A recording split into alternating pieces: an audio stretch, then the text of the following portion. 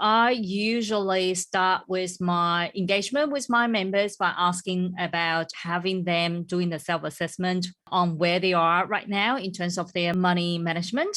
And I'll ask them to scale themselves from 1 to 10. So 10 is the highest. Interesting to know that most people actually rate themselves around 2 to 5, which is quite low. And if we dive in a little bit deeper, they probably will say that, they are not really happy with their current finances because they don't think that they can manage it well. They don't think that they have the power to be in charge of their life. The debt level is so high and so overwhelming that they don't think they can maybe get themselves out of the rut, or they have thinking, but most of the thinkings are quite negative. So I thought that today what we can do is we can talk about thinking, we can talk about thoughts, and help our audience to have some tips and tools on how to navigate and how to implement some of the healthy thoughts through their transformation. I think that I probably is going to start to share with my own personal view. I am a thinker, which I'm quite proud of, but at the same time, sometimes it's also challenging myself because I have so many great ideas and so many thoughts. Sometimes I found that the thoughts are going to really help me to process and also help me to go forwards to where I want to go. But sometimes there are too many thoughts that I am so overwhelming, or I feel like I don't really know where to start.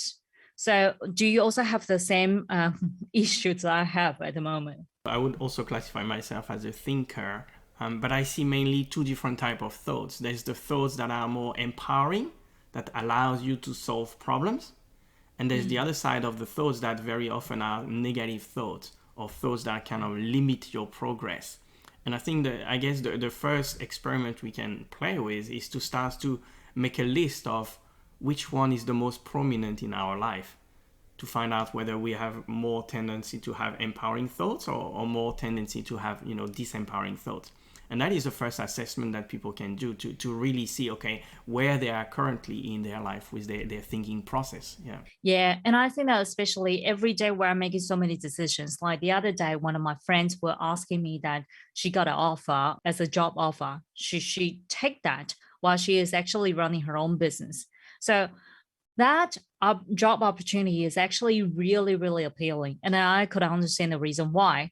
And because of that offer creates so many thoughts. And then she's starting to get really confused. So should we pay attention on our thoughts? Ultimately, the reason why we want to become more aware of the content of our thinking is to see whether that content is really helping us move forward in whatever goal we're trying to achieve.